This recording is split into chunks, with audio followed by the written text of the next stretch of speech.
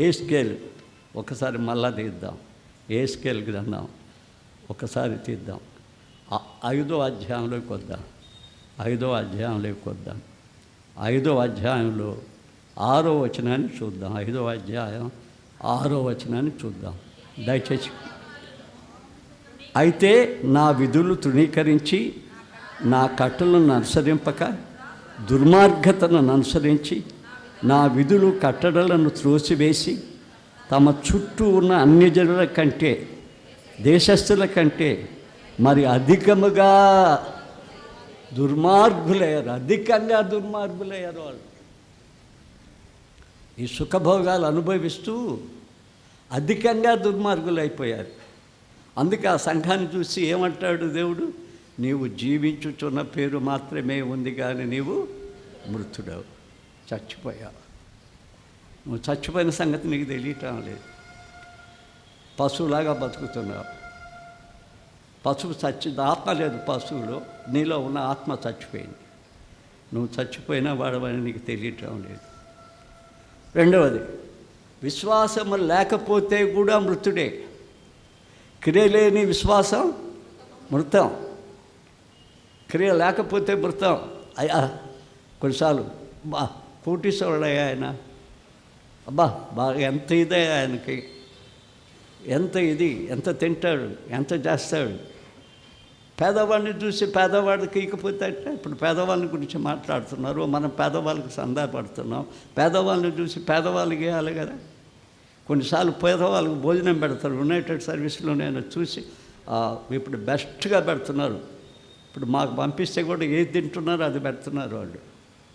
ఇప్పుడు ఒకనాడు రాకముందు ముందు ప్రారంభించినప్పుడు చాలా రోతగా ఉండేది భోజనం. మనం ఏది తింటే అది పెట్టాలి పని వాళ్ళకి, మనం ఏది తింటే అది పెట్టాలి పేదలకి. క్రిస్మస్ రోజు కూడా ఏం చేస్తాం తెలుసా? వాళ్ళ కొరకు స్పెషల్ వంట వండుతాం. చోరు బియ్యం కొని వాళ్ళకి వండిపెట్టి పలావులు తెచ్చుకొని మనం తింటే దేవుడు చూస్తా ఊరుకుంటాడా? ఒకనాడు నీ సంతానం కూడా స్టోర్ బియ్యం తినే స్థితికి రావాల్సి వస్తుంది. ఎంత ఉన్నత స్థితిలో ఉన్నా దేవుడు పడగొట్టడం చాలా తక్కువ పడగొడతాడు. రాజుల్నే పడగొట్టాడు ఆయన. రాజుల్నే పడగొట్టేశాడు. అడుక్కునే స్థితి చేశాడు. ఈరోజు ఒక బుక్ దొరికింది నాకు, కంచెల శ్రీకృష్ణదేవరాయలది ఒక ఆయన రాసిన బుక్ జరిగింది. వినుకొండలో నా పేరు చెప్తూ చాలా పద్యాలు రాశాడు. దాన్ని చించి అవతలు వేసుకున్నాను. ఆ వంశం అని వాళ్ళ మనవడు ఎక్కడన్నా అడుగుతుంటే చూపించండి నాకు అన్న. అంత సంపాదించాడు కానీ ఇప్పుడు అడుక్కొని తినేవాడు ఉన్నాడు ఆయన సంతానంలో. అడుక్కొని తినేవాడు ఉన్నాడు. మన క్రియలు మన బిడ్డల మీదకి వస్తాయి తెలుసా? తప్పకుండా మన క్రియలు మన బిడ్డల మీదకి వస్తాయి. కాబట్టి ఈ సుఖస్థితి మనం మాడాలి. క్రియలు మంచివి చేయటం మనం తెలుసుకోవాలి. కొంతమంది దీన్ని చదవండి. యాకోబు 2:14-15 చదవండి. ఎఫెసీ 2:8 మాత్రం చూద్దాం. ఎందుకు చూద్దామంటే చాలామంది రక్షించబడ్డ విశ్వాసులు క్రియ మూలంగా విశ్వాసం రాలేదు. విశ్వాసం అనేది కృపతో వచ్చింది కాబట్టి మేము ఏ సత్క్రియలను చేయము, మిద్దల మీద మిద్దలు కట్టుకుంటాం, మాకున్నదాన్ని అంతా చేసుకుంటాం, మేము వాళ్ళ కూడా వదిలేయం, వాళ్ళతో సంపాదించుకుంటాం, గుడితో సంపాదించుకుంటాం, గుడిని అవసరం వస్తే మా పిల్లలకు వచ్చి ఇచ్చిపోతాం, వాళ్ళే బోధకులు, వాళ్ళే ఇది. అసలు సత్క్రియలు ఎందుకు చేయాలంటారు వాళ్ళు. బైబిల్ గ్రంథం తీయండి. ఎఫెసీ పత్రిక 2వ అధ్యాయం 2:8 చదువుదాం. మీరు విశ్వసించిన వారై కృపచేత రక్షింపబడి ఉన్నారు. ఇది మీ వలన కలిగినది కాదు, దేవుని వరమే. అది క్రియల మూలమున కలిగినది కాదు. ఎవరు అవిధేయులై మరియు వాటి యందు మనము నడుచుకొనుచు దేవునికి ముందుగా సిద్ధపరచు సత్క్రియలను చేయుట కై మనకు క్రీస్తు మన యేసునందు పుట్టించు సృష్టింపబడిన వారమై ఆయన చేసిన పని తప్పక చేయాల. మూట కట్టుకోవటానికి రాలేదు మనం. మన జీవితంలో మార్గాలకి ఇచ్చేయాలి. ఉంటే కాదు, లేనప్పుడే ఇవ్వాల. నేను కొన్ని కష్ట పరిస్థితుల్లో ఉన్నా. ఒక అబ్బాయి వచ్చాడు, నేను చదువుకుంటాను, నాకు మొత్తం ఒక్కదానికి 6కి 7,000 కావాలని ఆలోచించా. నేను చచ్చిందాక చేయాలి కదా, మొదట 7,000 ఇచ్చి పంపించా. చదివేసుకోపో, వచ్చాడు కావాలి, గుళ్ళు కట్టేసాం. ఎందుకు మనం పరలోకంలో ధనం గుర్చుకోమంటే, ఈడ ధనం గుర్చుకుంటూ ఈడ ఏ పని చేయకుండా నిన్ను గురించి అకౌంట్ తీస్తే పరలోకంలో ఏ అకౌంటు లేకపోయా, ఉన్న అకౌంటునే తినేస్తుంటుమే. ఎట్టది అకౌంట్ ఏమీ లేకపోయా, అక్కడ అకౌంట్ లేకపోతే రాదు కదా, మృతుడవే కదా అకౌంట్ లేకపోతే. పరలోకంలో నీ బ్యాంక్ లేదు, నువ్వు తెరవలా అంటే ఇక మృతుడవే కదా. సత్క్రియలే లేవు, దేవునికి పెట్టిందే లేదు, దేవుని సేవకు వెదజల్లిందే లేదు, దైవ సేవకులకి ఇచ్చిందే లేదు. అంతా నాదే అనుకుని గుప్పిల్లో ఉంటే ఏమైపోతావు?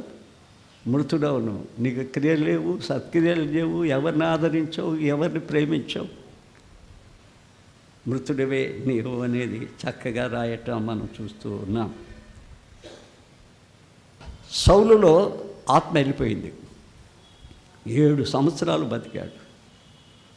ఆ 7 సంవత్సరాలు బ్రతికాడు, సింహాసనంలో రాజుగా ఉన్నాడు. రాజును కూడా తీసేయలేదు దేవుడు. దావీదు ఎదిగిన దాకా ఏం చేశాడో తెలుసా? 7 సంవత్సరాలు భూలోక నరకాన్ని చూపించాడు. భూలోక నరకాన్ని చూపించాడు. ఆయన కుమారుడి పేరు చెప్తారా? ఎంత మంచోడు, ఎంత మంచోడు. తన కళ్ళ ముందే తీసుకుపోయాడు. తన సంతానం అంతా తన కళ్ళ ముందే పోయింది. జీవించుచున్నావన్న పేరుంది కానీ మృతుడితను, ఆత్మ లేనివాడు. దేవుని మీద తిరుగుబాటు చేశాడు, దేవుని సేవకుడి మీద కూడా తిరుగుబాటు చేశాడు. ఇక సామేలు వాళ్ళ ఇంటి కడప కూడా ఎక్కలేదు. సామేలు వచ్చి ఏంటి అర్పులంటే, నీ దేవుడి కోసం బలించడానికి తెచ్చినవి అంటాడు. అమ్మతం దేవుడు చెప్పిన మాట వినకుండా ఈయనతో అబద్ధమాడి ఆయనతో దోగు పెట్టుకుంటాడు. ఆఖరికి అతను కూడా చచ్చిపోవటానికి వీల్లేదు కదా. దాని మీద, తన కత్తి మీద సైన్యం ఓడిపోతుంటే ఒకడు వచ్చి నన్ను పడవటం ఎందుకని తన కత్తి మీద పడ్డాడు. సైనికుడు పడవమంటాడు, సైనికుడు కూడా పడవడు. తన కత్తి మీద తాను పడి చచ్చిపోతాడు. శరీరం జీవించవచ్చు, ఆత్మ చచ్చిపోయి శరీరం జీవిస్తే అది మృగ జీవితం. ఇక్కడ ఆత్మ కూడా జీవించాలి. నువ్వు జీవించుచున్న పేరు మాత్రమే ఉంది కానీ మృతుడవే అంటే ఆత్మ కూడా జీవించాలి. యేసుప్రభు ఏం చేశాడో తెలుసా? ఆయన చేసిన కార్యాలు బాగా ఆలోచించండి. చాలాసార్లు బాగా ఆలోచించడం లేదు. 20వ అధ్యాయం చదవండి. 20వ అధ్యాయంలో ఏముందంటే, ఆయన ఊపిరి ఊదాడు, మళ్ళా పోగొట్టుకున్న ఊపిరిని మళ్ళా ఊదాడు. ఎక్కడ ఏదేను తోటలో ఊదాడో అట్లా ఊదాడు. ఊది ఏం చెప్పాడో తెలుసా? ఆత్మ ఊదినా వీళ్ళు చెడిపోతున్నారు అని దేవుడు పరిశుద్ధాత్మను పొందండి, సదాకాలం ఉంటాను, పరిశుద్ధాత్మను పొందండి. పరిశుద్ధాత్మ పొందాలంటే పెంతెకొస్తు గుడికి పోవాలా, లేకపోతే ఇంకొకరిని తల మీద చేయబెడితే వస్తుందా? గారడి సీమను పెట్టి తెచ్చుకోవాలనుకున్నాడు. నీ హృదయం దేవుడి దృష్టిలో మంచిది కాదు, పొమ్మని తరిమేశారు వాళ్ళు దైవ సేవకులు. అట్ట కాదు, పరిశుద్ధాత్మను పొందాలంటే లూకా 13:11 చదవండి. ఏ పెంతెకొస్తు దగ్గరికి పోబడలేదు, పరిశుద్ధాత్మకు ఎక్కడికి పోబడలేదు. 13:11 తీయండి అందరూ, ఏముందో 13:11లో పరలోకమందున్న మీ తండ్రి ఏముందో చెప్పండి. తమ అడుగు వారికి ఎంతో నిశ్చయముగా తీశారా? తీయలేదు. 13:11 పరలోకమందున మీ తండ్రి తన అడుగు వారికి ఎంతో నిశ్చయముగా ఏమిస్తున్నాడు? పరిశుద్ధాత్మనిస్తున్నాడు. ఎంతో నిశ్చయంగా నిన్ను నడిపించడానికి పరిశుద్ధాత్మ కావాలా? సంఘాన్ని నడిపించడానికి పరిశుద్ధాత్మ కావాలా? అందుకోసమే పెద్దలు ప్రార్థన చేయమని నేను చెప్తా ఉండేది. నీ నడిపింపు నీ తలంపులు నా తలంపులు కావు. నువ్వు ప్రార్థన చేసి, దేవా దీనికి శిరస్సు నీవే, నేను కాదు, సంఘానికి ఈ సంఘాన్ని ఎట్ట నడిపించాలా? పరిశుద్ధాత్మ మనం దయచేయమని గోజారాలు ఆడాలా, చాలా సంఘంలో నానబెట్టాలా. ఇదే మాట నేను సిమెంట్ నగర్ చెప్తా ఉండేవాడిని చిన్న వయసులో. నన్ను వాళ్ళు ఎగతాళి చేస్తుండే వాళ్ళు చిన్నప్పుడు. ఈడేడు తూర్పు నాటు పొట్టిగాడు వచ్చాడు, మిషనరీ అమ్మేస్తే ఈయనొక్కడు ఏం చేస్తాడు అన్నారు. వీడియో చూడండి, ఆడిపోయి చూడండి. ఇన్ని చర్చీస్ను స్థాపించాను 10 సంవత్సరాలకి. 10 చర్చీస్ స్థాపించి దాన్ని ఏం చేశానంటే ఇండిపెండెంట్గా వాళ్ళే చాక్కునేట్టు చేసి నంద్యాల ఫీల్డ్ దశ అని పెట్టాను. ఒక సీల్ నన్ను ఫౌండర్ అని పెట్టారు అక్కడ. ఆయన పేరు మీదనే చనిపోయిన అమ్మాయిన పేరు మీదనే రెవరెంట్ యంగర్ మెమోరియల్ అని స్కూల్ స్టార్ట్ చేశాను 74లో. అప్పుడు నేను ఎంత చిన్నోడ్నో, ఎంతమంది ఫారిన్ పోయారో చెప్తున్నారు వాళ్ళు. అసలు ఆ స్కూల్ ఎంత పనిచేసిందో చెప్తున్నారు. ఆ స్కూల్ దగ్గర తప్పకుండా నేను సన్మానం చేయించుకోవాలని చెప్తున్నాడు. నువ్వు ఊళ్ళో చేయించుకోవు, స్కూల్ దగ్గర కూర్చో. ఈ స్కూల్ కొన్ని వేల మందిని చేయగలిగింది. ఎందుకో నేను చర్చికి ఇచ్చాను. నా స్కూలు నంద్యాల చర్చికి ఇచ్చాను. మనం కొన్ని పనులు చేయాలి. అవి చేయటానికి మనకేముండాలా? ప్రార్థన శక్తి ఉండాలి. మనం పని చేయాలంటే ప్రార్థన శక్తి ఉండాలి. ప్రార్థనలో నాననీయాలి మనం. అందుకే మనం ఏం చేస్తున్నామంటే యెషయా 63:10 చూడండి ఏమంటారు. అయినా వారు తిరుగుబాటు చేసి ఆయన పరిశుద్ధాత్మను దుఃఖము చేయగా వారికి విరోధి అయ్యాడు.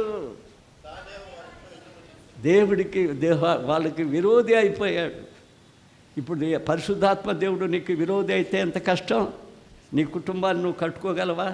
నీ చేత వద్దా? సమాధానం తెచ్చుకోగలవా? చేత వద్దా? అభివృద్ధి చేసుకోగలవా? చేత వద్దా?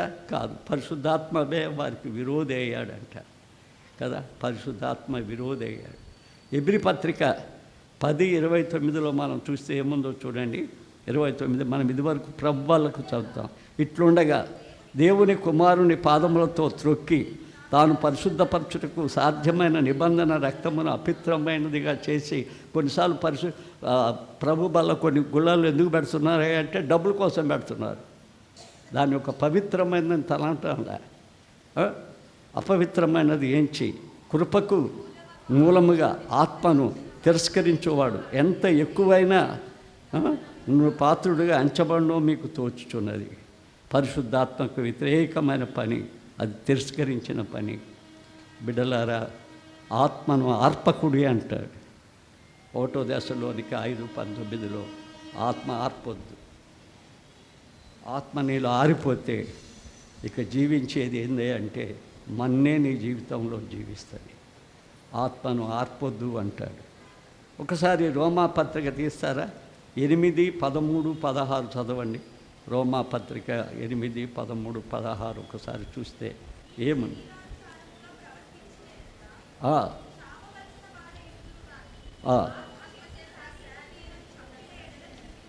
జీవించదు. ఇంకా 16 కూడా చదువుదాం. 16లో మనము దేవుని పిల్లలమని ఆత్మ తానే మన ఆత్మతో కూడా సాక్ష్యం ఇచ్చుచున్నాడు. మనము పిల్లలమైతే వారసులం, అనగా దేవుని వారసులం, క్రీస్తుతో కూడా మహిమ పొందుటకు ఆయనతో శ్రమపడిన ఎల్లా క్రీస్తుతోటి కూడా మనం వారసులం. బిడ్డలారా, పరిశుద్ధాత్మ దేవుడు మీలో ఉండనియండి. చచ్చిన సంఘంగా, చచ్చిన వ్యక్తులుగా. సంఘం అంటే ఏంది? దేశం అంటే మనుషులు కాదు అన్నాడు గురజాడ. దేశం అంటే మట్టి కాదు మనుషులు అన్నాడు. సంఘం అంటే ఏంది? సంఘం అంటే 4 గోడలు కాదు. సంఘంలో ఉండే మనుషులం. మనలో ఆత్మ ఉండాలి. ఈ శరీరానికి డంబం కాదు, డంబంగా పనిచేయటం, డంబంగా అన్నిట్లో పరిగెత్తడం కాదు. ముందు ఆత్మను సరి చేసుకోవాలి. ఈ ఆత్మ పనిచేయాలి. ఆత్మ పనిచేస్తే ఆ పని మనకు ధన్యకరమైంది అని దేవుని వాక్యం చెబుతూ ఉంది. తర్వాత ఈ సమయంలో ఇంకా చాలా ఉంది, కానీ కొన్నిటిని చూద్దాం సమయాన్ని బట్టి. ఇట్ట మనం పరిపూర్ణంగా ఉండకుండా నీ క్రియలు దేవుని ఎదుట సంపూర్ణమైనవి కావు అని దేవుడు చెప్తూ ఉంటే మనం ఏమనుకుంటామంటే, మాకేం చెప్పేది, మేము పుట్టు క్రైస్తవులం, మా నాయన క్రైస్తవుడు, మా తాత క్రైస్తవుడు, తాత క్రైస్తవుడు, ఏమనుకుంటున్నాం మమ్మల్ని? ఏమనుకున్నారు? ఒరే పిచ్చోళ్ళం, మనం క్రైస్తవులం కావాలరా. మన తాత క్రైస్తవుడు అయితే సరిపోదు. వ్యక్తిగతంగా యేసుక్రీస్తుని ఎరక్కపోతే నువ్వు క్రైస్తవుడు కాదు. సుమ్యోను ఏం చెప్పాడో తెలుసా? నువ్వు కలుగు చేసిన రక్షణ నేను కనులారా, నువ్వు చూడకుండా మీ తాత చూస్తాట, మీ నాయన చూస్తాట. మీ నాయన తాత చూసిన అబ్రహామును కూడా ఒప్పుకోలే ఆయన. తెలుసా అబ్రహాంతో ఏం చెప్తున్నాడో చూడు. ఇది చూసారు యెషయా, మనం ఇప్పుడే చెప్పాం. అబ్రహాం 17వ అధ్యాయం 1వ వచనం చూడండి. పెద్ద అయినాక దేవుడు కానొచ్చాడు. ఏం చెప్తాడు చూడండి. అబ్రహాం 90 ఏడైనప్పుడు యెహోవా అతనికి ప్రత్యక్షమై, నేను సర్వశక్తి గల దేవుడను, నా సన్నిధిలో నడుచుచు నిందారహితుడుపై ఉండుము. అబ్బా, అంత ముసలోడికి చెప్తున్నాడు. చాలాసార్లు మా లాంటి ముసలోళ్ళం మాకు ఏమీ లేదు అనుకుంటే మా తప్పు తెలుసా? మాకు కూడా చెప్తున్నాడు ఆయన, నిందారహితుడుపై ఉండుము. ఇంకా ఏమని చెప్తున్నాడు చూడు. నా సన్నిధిలో నడుచుతూ నిందారహితుడపై ఉండుము, నాకును నీకును మధ్య నా నిబంధన నియమించి నేను అత్యధికంగా అభివృద్ధి పొందించదనని అతనితో చెప్పాను. నిబంధన, మనకు నిబంధన బల్ల, నిబంధన బాప్తిసం, నిబంధన పెళ్ళి, వీరన్నిటిలో కరెక్ట్గా ఉంటే ఆశీర్వాదాలు వచ్చి మన మీద పడతాయి. ఆశీర్వాదాలు వచ్చి మన మీద పడతాయి. ఇంత పెద్దవాడికి 99 సంవత్సరాలకు వచ్చి దేవుడు చెప్తాడు, నాతో నడు, లేకపోతే ఈ వయసులోనైనా నీకు కష్టం, ఈ వయసులోనైనా వదిలేస్తా. ఆయన వదిలేస్తాడు కొన్నిసార్లు, ఆయన నిబంధనలు మీరితే వదిలేస్తాడు. అబ్రహాం, నీకు 99 ఏళ్ళు, నాతో ఇప్పటికి కూడా నడు, వృద్ధాపాయంలో నన్ను వదిలిపెడతావేమో జాగ్రత్త. ఇది నా జీవితానికి కూడా గొప్ప పాఠం. ఆషాబు చాలా మంచి రాజు. ఆ రాజుతో ఏం చెప్తాడో చూడు. 2వ దినవృత్తాంతం 16:9. వాళ్ళంతా పెద్దోళ్ళతో ఏం చెప్తాడో చూడు. 2వ దినవృత్తాంతం 16:9 చదువుతున్నా. తన ఎడల యథార్థ హృదయం గల వారిని బలపరచుటకై యెహోవా కనుదృష్టి లోకమంతటా సంచరించుచున్నది. లోకమంతా నీ దగ్గర కూడా వస్తుంది, నా దగ్గర కూడా వస్తుంది, యథార్థంగా ఉన్న వాళ్ళే కదా అని లోకమంతా సంచరిస్తుంది. తర్వాత ఏం చెప్తాడు చూడండి. ఈ విషయము నీవు మతి తప్పి ప్రవర్తిస్తున్నావు. మతి తప్పి, నేను చూడటం లేదని మతి తప్పి ప్రవర్తిస్తావా? నీ ఇంటి 4 గోడలు నిన్ను దాచిపెడతాయా? నీ చర్చి 4 గోడలు నిన్ను దాచిపెట్టాయా? ఎవరు దాచిపెడతారు? నేను ఆయనకి తెలిసింది, నువ్వు ఎక్కడున్నా కూడా మత్తి తిప్పి తిరుగుతున్నావు అంటాడు. నేను ఆ పని చేస్తే ఏమనుకున్నాను, నువ్వు 4 గోడల మధ్య దాక్కుంటావా? కొండసాటున ఉంటావా? నీ ఇంట్లో 4 గోడల మధ్య ఉంటావా? నేను చేసే పనులు నీకు ఎందుకు తెలియవు? మతి తిప్పి, ఇంకా ఏమంటాడు చదవండి. ఇంకా ప్రవర్తించితే నీ జీవితం అంతా యుద్ధాలు పోయిక నీకు ఇంట్లో సమాధానం లేదు, ఒంట్లో సమాధానం లేదు, ఎక్కడ సమాధానం. కాబట్టి ఆయన దృష్టికి మన క్రియలు బాగుండాలి. అదే చెప్పాడు దేవుడు. చెప్పింది ఏంటంటే, నా దృష్టికి నీ క్రియలు బాగలేవు బిడ్డ, అవి బాగు చేసుకో. నువ్వేదో డబ్బా కొట్టుకోవటానికి ఉన్నావేమో, ప్రభుదాసుని నేను అక్కడ ప్రార్థన చేయాలి, ఎక్కడ పోతా అక్కడ అని అనుకుంటున్నానేమో, అన్ని దిక్కల నేనే గనుడుగా ఉండటానికి ప్రయత్నిస్తానేమో. నో నో నో చాలా దిక్కులు సంఘాలు పోతే అసలు సామాన్యులాగానే కూర్చుంటారు. రండి సార్ అంటారా, నా సమయానికి పోయి మాట్లాడతారు. ఎందుకంటే వ్యక్తపరచుకోవడం ఇష్టం ఉండదు బయట. ఎవరితో కూడా మళ్ళీ మాట్లాడను. అయిపోయిన వెంటనే నా కారు నేను ఎక్కేస్తాను అంతే. ఎందుకు పొగడటం, ఇవ్వటం, ఏదేదో రమ్మంటాం. ఎవరింటికి పోను. ఇప్పుడు 100 సార్లు ఒంగోలు పోయి ఉంటావు, ఏ ఇంటికి పోను ఒక బిల్మోరియా తప్ప. ఎందుకంటే నా సేవలు అతను సహకరిస్తున్నాడు. సాఫ్ట్వేర్ ఇంజనీర్ చేసి కబాడ్పాలెం, ఆ ఇంజనీర్ వదిలేసి తాను వచ్చి చేస్తున్న సేవ అద్భుతమైన సేవ, అద్భుతమైన సేవ. అట్టటి వాళ్ళతో ఏమన్నా పోతే కానీ అక్కడికి పోయి మళ్ళీ ఇల్లు తిరిగి డబ్బులు దండుకుందామన్న అలవాటు లేదు. బర్త్డేలు, డెత్ డేలు, వెడ్డింగ్ డేలు నేను రానొస్తాడు పిలిస్తే కానీ. అది పాస్టర్ పని కాదు, అది మా డ్యూటీ కాదు. సువార్త ప్రకటించడం మా డ్యూటీ. మమ్మల్ని ప్రేమించి పిలిస్తే, ప్రేమించి ఇస్తేనే కదా. ఇక్కడ క్రియలు మంచిగా ఉండాలి. ఆ క్రియలు మంచిగా ఉన్నప్పుడు నేను మీకు బాగా చేస్తానంటాడు. తీతు 2:14 చూద్దాం, అయిపోతుంది. తీతు 2:14. ఆయన, ఇది చదువుతారా అందరూ? ఆయన సమస్త దుర్నీతి నుండి మనల్ని విమోచించి సత్క్రియలందు కానీ ప్రజలను తన కొరకై పవిత్రుడిగా చేసుకొనుచు తన సొత్తుగా చేసుకున్నట్టుకై తను తానే అర్పించుకున్నాడు. దేవుడు చేసిన పని అది. తను తానే అర్పించుకున్నాడు మన కోసం. ఆయన చేసిన మహాకార్యము చాలా గొప్ప మహాకార్యం. కాబట్టి బిడ్డలారా, మన క్రియలను ఒకసారి పరీక్షించుకోండి. మళ్ళీ ఆ భాగం చెప్పి నేను వదిలేస్తాను. 7 నక్షత్రములు, దేవుని 7 ఆత్మలు, 3వ అధ్యాయం.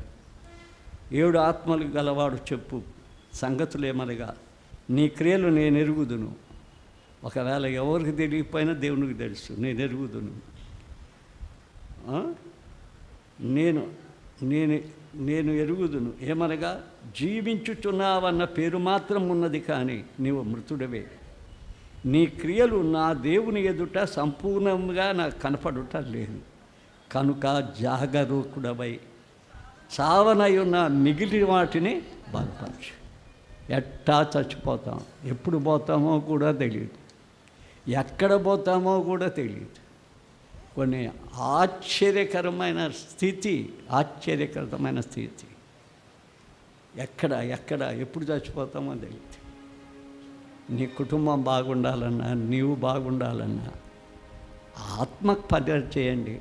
శరీరాన్ని ప్రదర్శించుకోవడానికి గొప్ప గొప్ప కిరీటాలు, ఎన్నో కిరీటాలు మనకు దేవుని కోసం చేస్తాను, కానీ ప్రజల్లో మనం పలానా వాడు అనిపించుకోవడానికి చేయాలనుకున్న పని ఏది కూడా పరలోకానికి మనకి రాదు.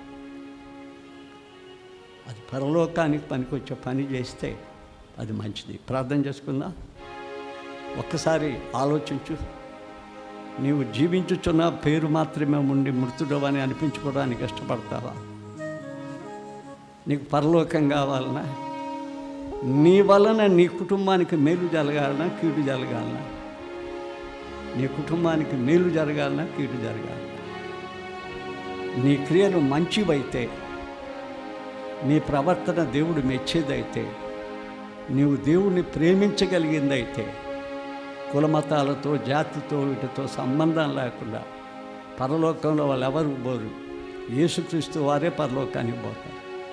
అందుకే బైబిల్లో రాసిన మాట మీరు ఆలోచించండి. ప్రభువునందు నిద్రించువారు పరలోకానికి వెళ్తారు. నేను నా కులంలో నిద్రిస్తే పరలోకానికి పోను, నేను నా కుటుంబంలో నిద్రిస్తే పరలోకానికి పోను, నేను నా చర్చిలో నిద్రిస్తే పరలోకానికి పోను, నేను క్రీస్తులో నిద్రిస్తే పోతాను.